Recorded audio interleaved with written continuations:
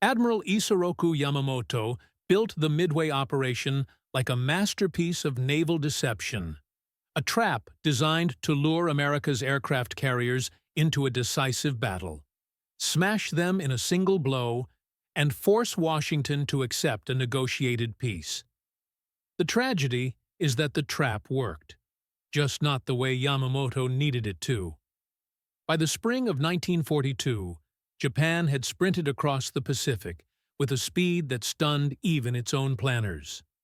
Pearl Harbor, Hong Kong, the Philippines, Malaya, one victory after another. Tokyo celebrated, the newspapers promised inevitability, and the imperial war machine began to believe its own momentum. Yamamoto did not. He had spent years studying the United States. He had lived among Americans, watched their factories, read their newspapers, listened to their politics, and measured their capacity to turn anger into output. In private, his warning was consistent. Japan could win quickly, but it could not win forever. If war came, the only chance was to deliver a shock so heavy, so repeated, so demoralizing that America would choose compromise before its full industrial weight arrived. That was Yamamoto's window. Months, not years. Pearl Harbor was meant to buy time. It damaged battleships, embarrassed Washington, and gave Japan freedom of movement. But it did not destroy the most important weapons of the new naval war: America's carriers. They were not in harbor. They survived. And by surviving, they kept the war alive. Japan's early victories did not solve that problem. They amplified it. Every new conquest stretched Japan's perimeter wider, demanding more garrisons, more fuel, more pilots, more ships, while the one enemy that mattered most still had mobile striking power at sea. Then, in April 1942, came humiliation. American bombers, small in number, limited in damage, but enormous in symbolism, struck Tokyo in the Doolittle raid. The physical impact was minor. The psychological impact was catastrophic. It proved that Japan's home islands were not untouchable.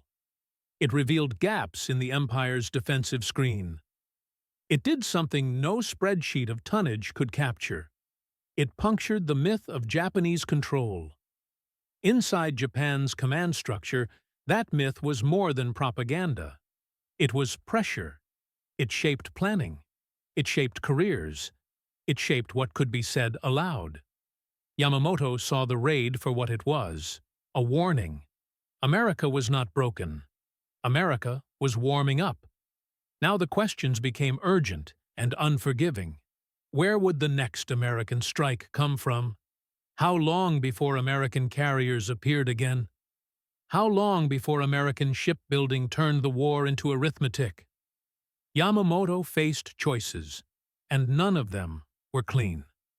He could consolidate, fortify the perimeter, build airfields, dig in, and prepare for a long defense. That would be rational, but it would also concede the initiative and admit that the war Japan started was already becoming a war it could not control. He could push south, continue threatening Australia, choking Allied lines of communication, extending Japan's reach into the Solomons and New Guinea. That might complicate American strategy, but it would not eliminate America's carriers. It would also force Japan to fight in an expanding maze of islands, distances, and logistics. He could strike west again, into the Indian Ocean, toward the British, toward the oil routes and colonial arteries. That idea had appeal, but it required political and inter-service alignment that Japan's system rarely provided, and it still didn't answer the central threat in the Pacific. Or he could do what he believed the entire war demanded: force a decisive carrier battle, destroy the American carrier force, and reset the clock. That last option became Midway. Midway was not just an island. It was a symbol and a lever. It sat far out in the Pacific, a forward outpost that guarded the approaches to Hawaii. If Japan seized it, the American defensive line would recoil. If Japan threatened Hawaii again, American leadership would feel compelled to respond. And if America responded with carriers, Yamamoto could annihilate them. At least, that was the logic. But a trap is only as good as the assumptions beneath it. Yamamoto's Midway plan required several assumptions to hold at the same time. First, that America would react the way Japan expected, swiftly, predictably, and with its carriers in front. Second, that Japan could maintain operational secrecy. Third, that Japanese reconnaissance would find the American carriers early enough for Japan's own carriers to strike first. Fourth, that the plan's complexity would not break under friction. Communication delays, weather, uncertainty, human hesitation. And finally, that Japan could control escalation. Win the battle quickly enough to create political leverage before America's industrial response became overwhelming. In Tokyo, not everyone shared Yamamoto's appetite for this gamble. There were naval officers who favored less ambitious operations and army leaders who resented the Navy's strategic vision. Japan's inter-service rivalry wasn't background noise, it was a structural defect. The Army and Navy often planned as if they were fighting separate wars. Yamamoto could not simply order national strategy. He had to fight for it inside the machine. He pushed Midway through because he believed time was bleeding away. After the Doolittle raid, there would be demands for action. And action in Japan's political culture meant offensives, not defensive reorganizations. Midway offered something that could be sold as both: a defensive shield for Japan and a new offensive blow against America. So, the decision was made. And here is the critical point. Once made, it could not be reversed in any meaningful way. The Midway operation was not a single punch. It was an orchestra of separate forces moving across thousands of miles of ocean. Carrier task forces, battleship groups, invasion transports, submarines forming a picket line, and a parallel diversion in the Aleutians to complicate American awareness. This complexity had a purpose: to confuse the enemy, divide their attention, and create a situation where American carriers would appear, be detected, and be destroyed. But complexity is also fragility. Yamamoto's fleet would operate under strict radio discipline to preserve secrecy. That protected the plan, but it also slowed adaptability. It meant that if assumptions failed, the machinery would keep moving anyway, because the parts could not easily talk to each other. And one assumption did fail, quietly, decisively. Before the first Japanese aircraft even launched, American codebreakers had been reading enough of Japan's naval communications to anticipate an operation aimed at AF, which American intelligence assessed as Midway. The Americans did not have perfect clarity on every element, but they had something more valuable than detail. They had expectation. Expectation changes everything in war. It changes where you place your forces. It changes how you interpret ambiguity. It changes whether you are surprised. Yamamoto believed he was creating surprise. In reality, he was sailing into a prepared ambush.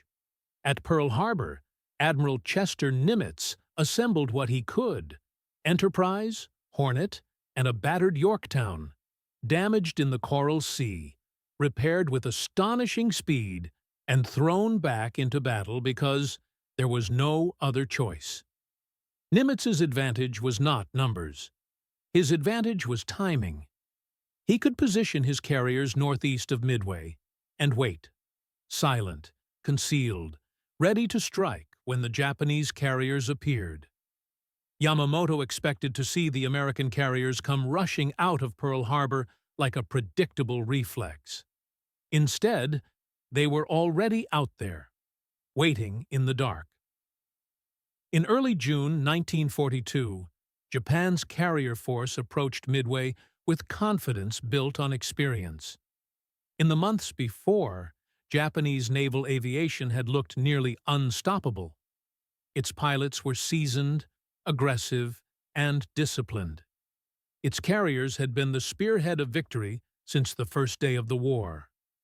On the morning of June 4th, Japanese aircraft struck Midway, damaging installations and airfields.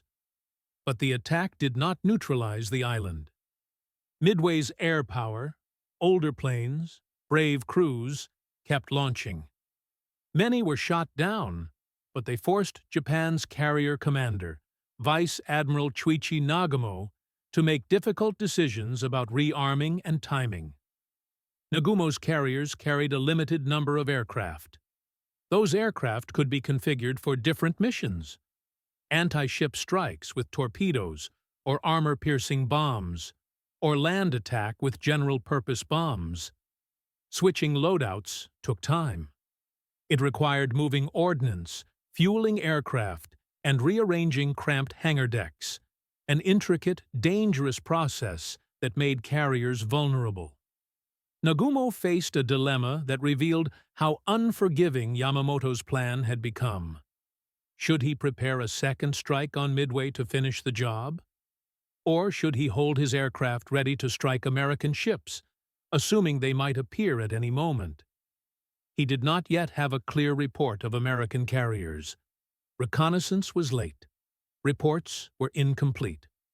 A single delayed scouting plane, a single ambiguous message, became the kind of small defect that can collapse a large system. Nagumo began rearming for a second strike on Midway. Then came the report. American ships were present.